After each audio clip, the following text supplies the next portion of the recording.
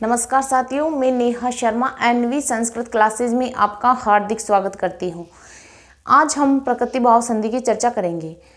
आज 6-7 दिन के ब्रेक के बाद मैं क्लास दे रही हूँ क्योंकि मेरी माँ का स्वास्थ्य भी ठीक नहीं था और मेरे भी हाथ में थोड़ी प्रॉब्लम थी, इसलिए इस कष्ट के लिए मुझे क्षमा करो। लेकिन आज हम प्रकृति भाव संधि की चर्चा करेंगे। प्रकृति भाव संधि, वैसे तो कई विद्वान इसको स्वर संधि का ही भेद मानते हैं। संधि 5 मानते हैं कई, और कई 3 ही मानते हैं। अगर 3 मानते हैं तो हम इसे स्वर संधि में ही काउंट करते हैं। अब प्रकृति भाव संधि क्या होती है, पहले मैं आपको थोड़ा बहुत बेसिक समझाऊंगी, है ना। फिर मैं आपको एक नोट्स मेकिंग स्लाइड दूंगी, वहाँ से आपको नोट्स बनाने हैं। अभी केवल आपको समझना है कि प्रकृति भाव संधि वह होती है जहाँ स्वर संधि के कंडीशन दिखाई देती है लेकिन उनके रूप में कोई बदलाव नहीं होता है, तो उसे प्रकृति भाव संधि कहते हैं। लेकिन जैसे ही स्वर संधि की स्थिति प्राप्त होती है और रूप में कोई बदलाव नहीं होना प्रकृति भाव कहलाता है। लेकिन स्वर संधि की स्थिति प्राप्त होती है और अगर बदलाव होता है तो उसे स्वर संधि स्वर संधि कहते हैं। बदलाव होता है तो स्वर, और नहीं होता है तो उसे प्रकृति भाव संधि कहते हैं। अब आप एक बात सुनो, प्रकृति भाव संधि यानी परिभाषा है इसकी, यानी स्वर संधि की स्थिति प्राप्त होने पर रूप में बदलाव नहीं होता है,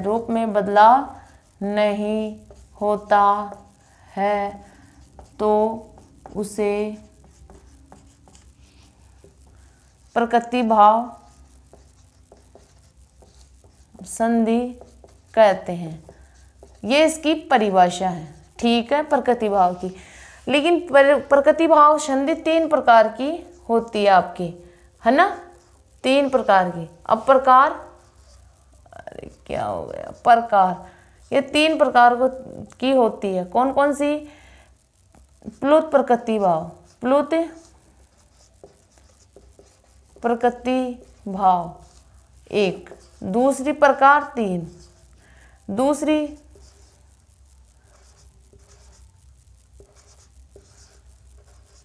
प्रगरीय प्रकृति भाव, और आपकी तीसरी होती है सामान्य प्रकृति भाव। सामान्य प्रकृति भाव ये 3 प्रकार की होती।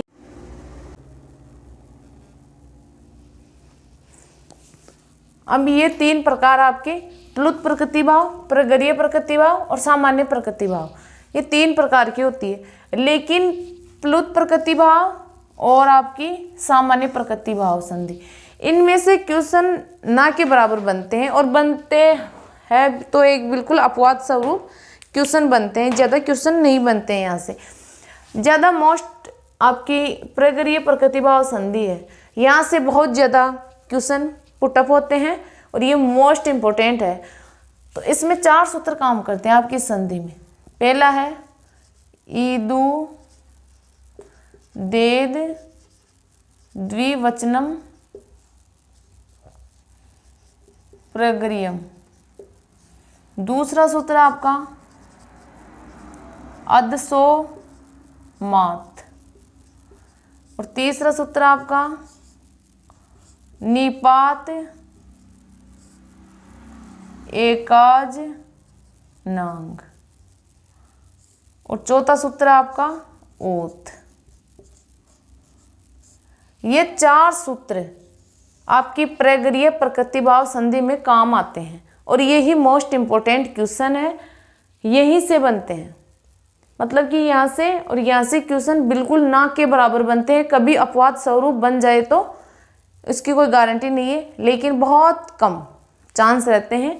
मतलब कि 5% चांस रहते हैं, लेकिन 99% चांस प्रगरीय प्रकृति भाव संधि से रहते हैं। क्लियर? ये मैंने आपको इसका एक बेसिक ढांचा समझाया था। अब आपको बिल्कुल नोट्स मेकिंग स्लाइड अगली मिलेगी। यहाँ से तो मैं केवल इसकी आउटलाइन बताई थी आपको, है ना। तो अगली स्लाइड से आपको नोट्स बनवाने हैं, ठीक है।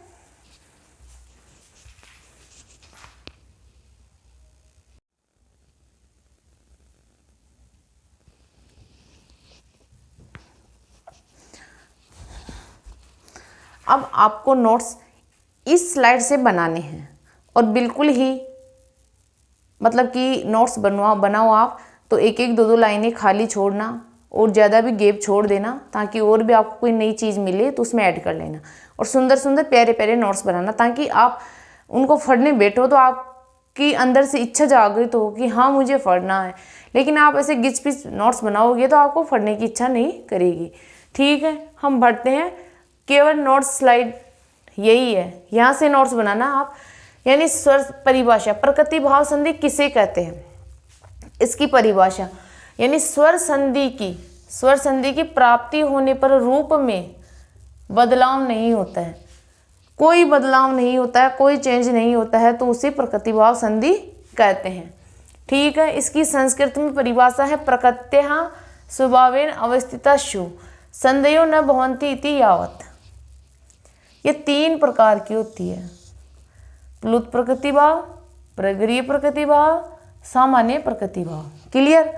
लेकिन प्लुत प्रकृति भाव और सामान्य प्रकृति भाव यहाँ से क्वेश्चन कम बनते हैं, लेकिन ये प्रगरीय प्रकृति भाव ये वेरी मोस्ट इम्पोर्टेंट है। तो प्रगरीय प्रकृति भाव की हम चर्चा कर लेते हैं। इसकी परिभाषा है प्रगरीयक संज्ञक पदों के आगे किसी भी स्वर के होने पर प्रकृति भाव होता है, तो इसी को प्रगरीय प्रकृति भाव कहते हैं। इसका पहला सूत्र है ईदु देद द्विवचनम प्रगरीयम, इकारांत उकारांत एकारांत और द्विवचन, यानी ये प्रगरीय संज्ञा विधायक सूत्र है। इसमें क्या कंडीशन है कि द्विवचन संबंधी दीर्घ इकारांत उकारांत और एकारांत पदों को प्रगरीय कहा जाता है। इसमें ये कंडीशन है कि द्विवचन हो, दीर्घ ई हो, दीर्घ ऊ हो और ए हो। बस इन 3 कंडीशन में ही, ये 4 कंडीशन है, द्विवचन, दीर्घ ई, दीर्घ ऊ और ए, ये 4 कंडीशन में ही लागू होगी, अन्य कंडीशन में लागू नहीं होगी। जैसे मैं आपको उदाहरण देती हूँ।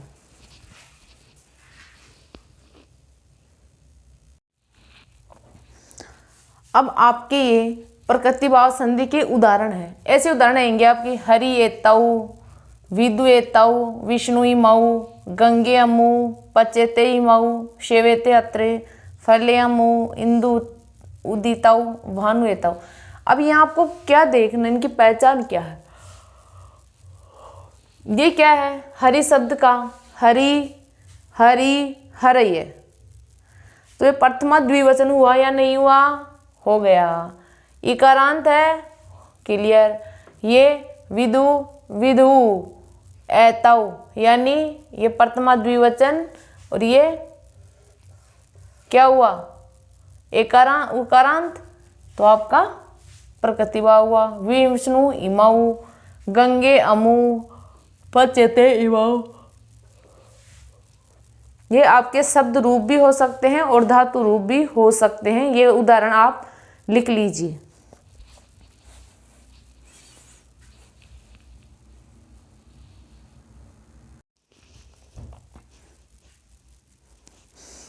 अब आपका दूसरा सूत्र है अदसो मात। पहला ईदु देद द्विवचनम प्रगरीयम। दूसरा सूत्र क्या है, अदसो मात।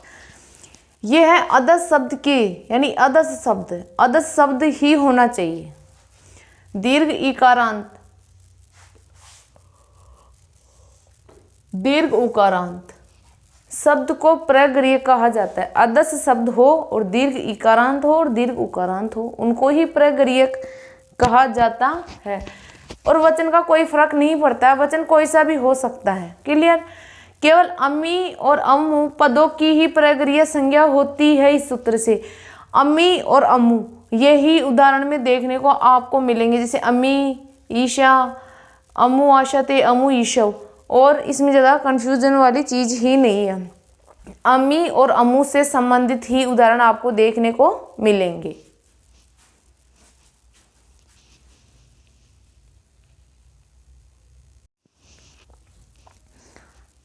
आपका इसमें तीसरा सूत्र है निपात एकाजनांग, यानी आंग के अलावा एक स्वर वाली निपात को प्रगृह्य कहा जाता है। इसमें ई इंद्र, उ उमेशय, आ एवं नु मनुष्य ऐसे उदाहरण दिखेंगे। यानी आंग के अलावा एक स्वर वाले निपात को, एक ही स्वर होना चाहिए आंग को छोड़कर, जैसे ई इंद्र, उमेश, आ एवं नु मनुष्य। क्लियर। चौथा सूत्र इसमें ओत, यानी ओकारांत निपात को भी प्रगृह्य कहा जाता है। ओकारांत, जैसे ओ की मात्रा इसमें यहाँ दिख रही है, यहाँ दिख रही है, यहाँ, तो इनको भी हम निपात कहेंगे, प्रगृह्य कहते हैं। जैसे अहो ईशा, अथो इदानीम, उताहो ईशा। क्लियर।